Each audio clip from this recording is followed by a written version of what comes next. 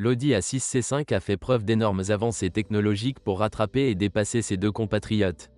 Chaque unité motrice de cette voiture était dotée de littéralement tous les types de technologies qui existaient à cette époque. Les moteurs à essence avaient 5 soupapes par cylindre, des déphaseurs aux conceptions familières et surprenantes, des systèmes permettant de modifier la longueur du collecteur d'admission, certains moteurs étaient équipés d'un turbocompresseur. Ces moteurs ont introduit les fans d'Audi dans des tolérances correctes, des huiles de qualité et un service expert. Eh bien, les propriétaires qui ne voulaient pas entretenir les moteurs selon des réglementations strictes et qui économisaient franchement de l'argent se sont rapidement heurtés à des problèmes désagréables et coûteux. Surtout si le propriétaire a oublié la nécessité de remplacer la courroie de distribution. Nous avons des pannes vidéo détaillées pour presque tous ces moteurs Audi A6 C5. Une liste de liens est dans la description. Les moteurs de base de cette génération d'Audi A6 sont des 4 cylindres en ligne de 1,8 litres. Il existe littéralement une version atmosphérique, les autres sont turbocompressés, avec 150 et 180 chevaux. Il reste très peu de ces A6 en vente. Ces modifications ont été réalisées dès le début de l'existence de ce modèle, avril 1997, jusqu'à mi-2001.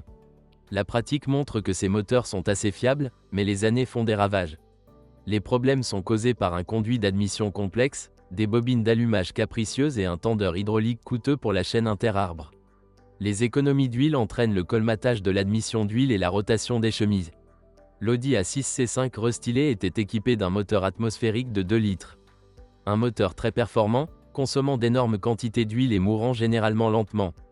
Il peut être guéri en installant des pistons et des segments non originaux. Presque toutes les Audi A6, C5, à moteur essence restant sur les routes sont équipés de V6 atmosphériques de 2,4 et 2,8 litres. Ce sont de bons moteurs durables, mais beaucoup d'entre eux commencent à consommer activement de l'huile à travers un CPG usé ou des segments racleurs d'huile fatigués. Sur les voitures pré-restylées, un système de ventilation du carter défaillant provoque périodiquement des problèmes. Ses tubes et sa pompe d'éjection se bouchent et se bouchent. Ces moteurs font couler facilement de l'huile, en particulier dans un contexte de pression élevée dans le carter. Un embrayage de ventilateur fatigué entraîne une surchauffe du moteur et des problèmes coûteux. Eh bien, le problème le plus coûteux de ces V6, ce sont les tendeurs hydrauliques des chaînes interarbres à cam, ils servent aussi de déphaseurs.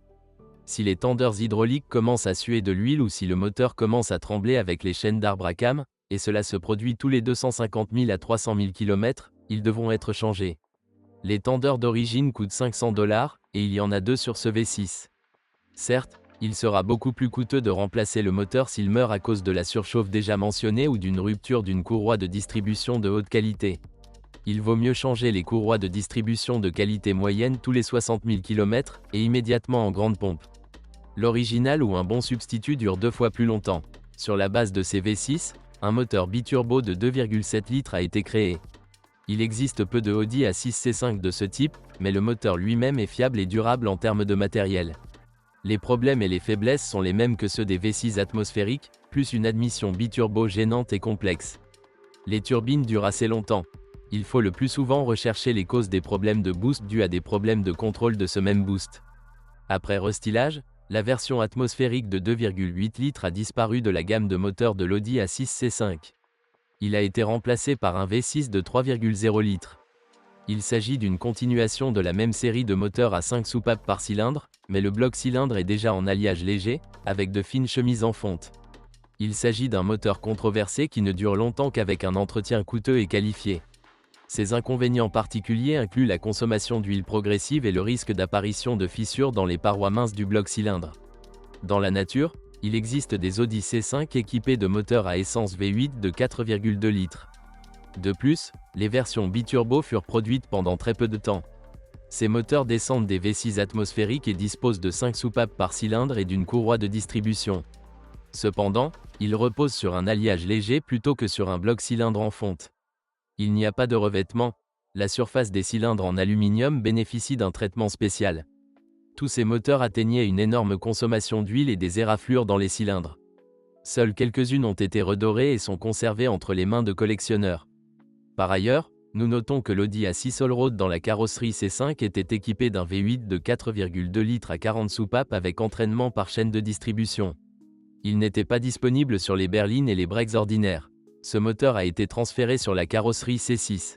Ce moteur consomme d'énormes quantités d'huile. La gamme de moteurs diesel pour l'Audi A6 C5 est plus modeste, il n'existe aucun moteur à common rail. Les voitures de pré-stylisme étaient équipées d'un simple turbodiesel 1.9 TDI à injection directe basé sur une pompe d'injection distributrice. C'est peut-être le moteur diesel le plus ingénieux et le plus durable sous le capot de l'A6. La seule chose qui peut le tuer, c'est une courroie cassée ou tout simplement un manque d'entretien minimal. Depuis le début de 1998, un 4 diesel en ligne avec injecteur pompe a commencé à être installé sur l'A6 C5. Le moteur passe à 131 chevaux. La puissance est apparue après le restylage. Et ce sont des moteurs très controversés. En général, les moteurs équipés d'injecteurs pompe comptent de nombreux fans ravis de leur durée de vie et de leur durabilité. Dans le même temps, nombre de ces moteurs créent des problèmes persistants et coûteux. Oui, certains problèmes ne surviennent pas si la bonne huile moteur est utilisée. Mais les injecteurs pompes peuvent toujours endommager leur douille dans la culasse. Il faudra alors soit changer, soit remplacer la tête. Nous disposons d'analyses détaillées de ces moteurs, ainsi que de bien d'autres. L'ensemble des problèmes est répertorié. Par conséquent, si vous recherchez une Audi A6 C5 avec un 4 diesel, armez-vous d'informations pour ne pas acheter une voiture avec un moteur très minable. Fin 1997, un tout nouveau moteur turbodiesel V6 de 2,5 litres est apparu sur l'Audi A6 C5. Son bloc en fonte est quasiment le même que celui des moteurs essence de 2,4 et 2,8 litres. Tous ces moteurs sont suralimentés par un turbocompresseur et le système de carburant est basé sur une pompe d'injection de carburant de type distribution. Il n'y a pas d'injecteur pompe sur ces V6. Presque tous ceux qui possédaient une Audi équipée de ces moteurs jusqu'en 2010 environ vous parleront des pop-endos sur les arbres à cam. Les ingénieurs ont installé des culbuteurs sans galets dans l'entraînement des soupapes de ces moteurs, de sorte que lors d'un roulage jusqu'à 200 000 km, dans des conditions d'économie d'huile, les cames d'arbre à cam et les culbuteurs s'écrasent mutuellement. Certains ont dû dépenser de l'argent pour remplacer les arbres à cam, tandis que d'autres ont changé le moteur en entier car un culbuteur usé est tombé sur le côté et s'est coincé entre les pièces mobiles de la culasse. À la mi-2003, les ingénieurs d'Audi ont compris et ont lancé des moteurs 2,5 V6 TDI avec des culasses améliorées. Des galets ont été intégrés dans les culbuteurs et le problème avec les arbres à cam a disparu. Certes, les arbres à cam de ces culasses sont légers, creux. Il y avait des cas où ils étaient simplement cassés en deux. Eh bien, en général, si dans les V6 diesel, vous changez l'huile tous les 10 000 km et faites le plein d'huile avec l'approbation de la pompe injecteur VW 505.01, alors ces moteurs peuvent être considérés comme valant 1 million de dollars. Ils sont assez économiques et confèrent à l'A6 une bonne dynamique. De nombreuses voitures de ce type sont équipées du moteur exclusif Quattro. Les Audi A6 à 2 pédales étaient équipés à la fois de transmission automatique classique et d'une CVT. Les premières versions équipées du moteur 1.9 TDI de plus faible puissance et du moteur 1.8 atmosphérique se trouvent avec une boîte automatique à 4 vitesses ZF 4 HP 1.8. Le sélecteur de transmission automatique de ces voitures ne dispose pas de mode de changement de vitesse manuel, le levier se déplace simplement dans le sens longitudinal. Cette transmission est simple et ingénieuse. Mais soyons honnêtes, la dernière Audi A6 C5 a déjà environ 25 ans. Ils ne sont tout simplement pas en vente, ils étaient de toute façon peu nombreux, et le temps n'a pas été tendre avec la transmission. Les autres versions de l'Audi A6 C5 sont équipées soit d'une transmission manuelle à 5 vitesses, automatique, ZF 5 HP 1.9 ou multitronique. Les sélecteurs de vitesse de la transmission automatique et du variateur de ce modèle sont absolument identiques. Ils disposent du mode Tiptronic. Comment ne pas se tromper ? Multitronic est apparu restylé, c'est-à-dire à partir de mi-2000, A6 C5 à traction avant. En mode de sélection manuelle, le variateur simule jusqu'à 6 vitesses, tandis que la automatique ZF n'a que 5 vitesses. L'Audi A6 C5 restylé à transmission intégrale Quattro était équipé uniquement de la transmission automatique classique ZF. Le variateur, bien sûr, n'a pas une longue durée de vie. Ce n'est qu'avec les propriétaires les plus attentionnés qu'elle peut vivre jusqu'à 300 000 km. Il y a des rumeurs sur des multitroniques qui vivent jusqu'à 500 000 km, mais de tels cas sont rares. Ensuite, le variateur est envoyé pour une reconstruction coûteuse. Aujourd'hui, de telles réparations coûteront un tiers, voire la moitié du coût de cette Audi. Le 5 HP 1.9, automatique, est une toute autre affaire. Si vous changez l'huile tous les 50 000 km, elle peut facilement durer jusqu'à un demi-million de kilomètres avant des réparations majeures. Pour le conserver, n'abusez pas des démarrages brusques avec glissement, surtout avant que la transmission ne se réchauffe par temps glacial. Surveillez les fuites d'huile sous le tourillon du convertisseur de couple. Vous pouvez acheter l'Audi A6 C5 à transmission intégrale en toute confiance. La transmission intégrale Quattro basée sur un différentiel à glissement limité à vis sans fin Torsen est totalement indestructible. Il n'y a aucune question concernant le document. L'intérieur de l'Audi A6 C5 est réalisé de haute qualité et consciencieusement. Il est clair que les ingénieurs et les concepteurs ont essayé de surprendre, et ils ont réussi. L'intérieur est de bonne qualité, il peut être conservé sous une forme acceptable même après 1 à 2 décennies de fonctionnement. Mais il y a ici beaucoup de plaies et de faiblesses. L'Audi A6 C5 avait des tableaux de bord de Magneti Marelli et VDO. La première option est plus simple, elle présente un affichage demi-écran de l'ordinateur de bord, avec un panneau indicateur installé au-dessus. Ce tableau de bord est le plus bogué. Tous les problèmes possibles lui arrivent, du rétroéclairage qui ne fonctionne pas aux flèches couchées, tombantes et gelées. Et la panne du microprocesseur désactive l'antidémarrage, donc le moteur ne démarre pas. Ce tableau de bord peut être remplacé par un VDO fiable, mais vous devrez contacter un électricien muni d'un programmateur. Et en général, un électricien a juste besoin de savoir installer un nouveau panneau. Sur le panneau VDO, les lignes d'affichage de l'ordinateur de bord arrêtent de s'allumer ou s'éteignent tout simplement. La raison est un câble cassé. L'écran ainsi que le câble peuvent être achetés en Chine et ressoudés. L'appareil aura l'air neuf. Eh bien, si l'erreur Airbag est activée sur le tableau de bord, vous devez alors nettoyer les connecteurs sur les déclencheurs des airbags indiqués par l'erreur. Ou remplacer l'oreiller par un usager si la résistance au niveau de son connecteur est supérieure à 2 ohms. Dans de rares cas, l'unité Airbag tombe simplement en panne en raison de la vieillesse. Si l'Audi A6 C5 se plaint de portes ouvertes, alors qu'elles sont réellement ouvertes et que la lumière de l'habitacle ne s'éteint pas, vous devrez alors changer les micro-interrupteurs dans les serrures des portes. Les interrupteurs de fin de course, micro KS, peuvent encore être achetés en Chine, pour les remplacer il faudra démonter la porte. Vous devrez également grimper dans la porte en raison de la casse ou de l'usure des guides coulissants en plastique des lève-vitres. En raison de leur usure, le verre se déforme lors du mouvement et ne se ferme pas complètement. Souvent, le bouton d'urgence ne fonctionne tout simplement pas à cause d'un relais défectueux ou bloqué. Le problème est résolu en remplaçant le bouton.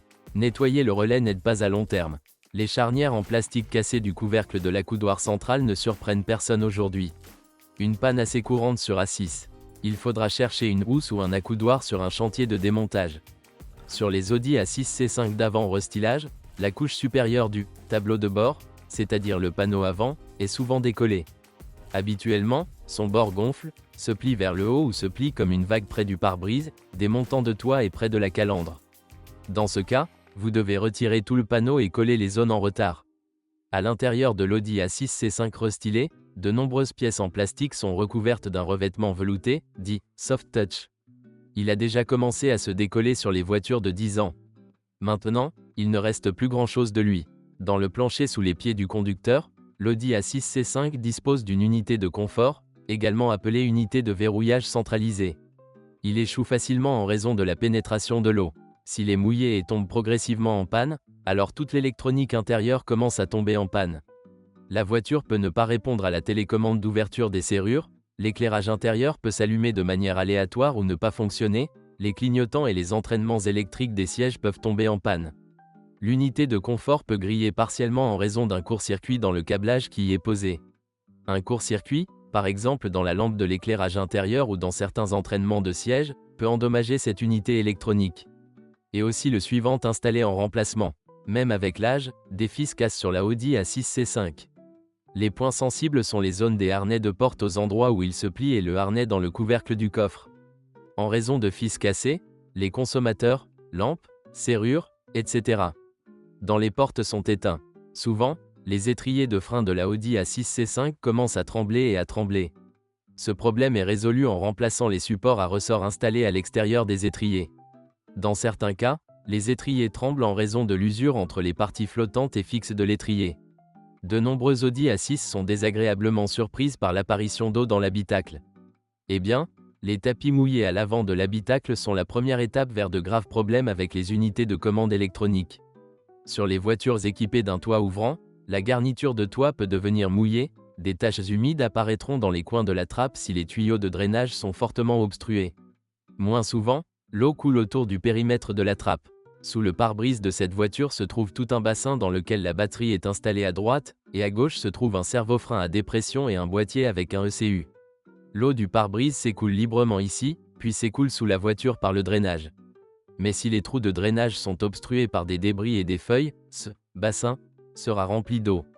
L'eau sera autour de la batterie et pénétrera également dans l'habitacle par des trous technologiques dans le bouclier moteur. À travers eux, l'eau s'écoule sur le tapis sous les pieds du conducteur. Il y a des trous dans le bouclier moteur pour le câblage et pour le câble de verrouillage du capot sous le boîtier de l'ECU.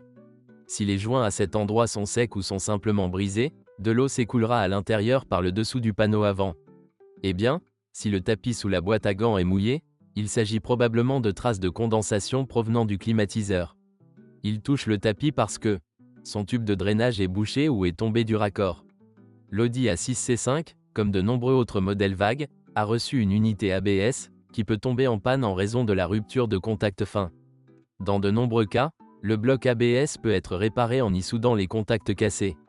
Pour y accéder, vous devrez ouvrir le boîtier en plastique du circuit électronique. La crémaillère de direction de l'Audi A6 C5 dure longtemps, mais tombe en panne de manière inattendue et complète. Il arrive qu'après le démarrage du moteur le matin, le hurlement de la pompe de direction assistée se fasse entendre, et tout le liquide hydraulique s'écoule par le bas. Il s'écoule à travers les bacs de crémaillère usés, remplit les soufflets de tige de direction puis se déverse. L'usure du support et de ses joints est due à l'humidité et à la saleté pénétrant sous les protège-tiges. De la rouille apparaît sur la crémaillère elle-même, ce qui mine les bagues. Le support est réparable. Il existe même une tige non originale, au 215C, en vente, c'est-à-dire littéralement la crémaillère elle-même avec ses dents et, bien sûr, l'ensemble du kit de réparation, 15 599 949. À propos, la pompe de direction assistée de l'Audi A6 C5 n'est pas non plus réputée pour sa longue durée de vie. L'original coûte une fortune. Un bon remplacement coûtera 150 $. La suspension de l'Audi A6 C5 a également démontré la supériorité de la haute technologie et un manque total de simplicité. Dans toutes les versions, les roues avant sont suspendues sur des doubles triangulations. Il y a 2 leviers en haut et en bas, chacun d'eux est fixé à la fusée d'essieu avec une rotule séparée. Au total, 4 rotules pour chaque roue. Bien entendu, tous les leviers sont en aluminium. Les avant-bras d'origine coûteront entre 120 et 140 $ chacun, les bras supérieurs coûteront entre 40 et 70 $. Les blocs silencieux pour chaque levier peuvent être achetés séparément, même selon l'original. Fait intéressant, avant le restylage, les biellettes stabilisatrices avant étaient équipées de 2 rotules. Après le restylage, les biellettes ont été changées, ils ont simplement installé 2 blocs silencieux avec des trous pour les boulons. Les anciens types de cannes ont été abandonnés parce que, et les A6, pré-restylés ont été convertis à une telle traction, ils coûtent 27 $.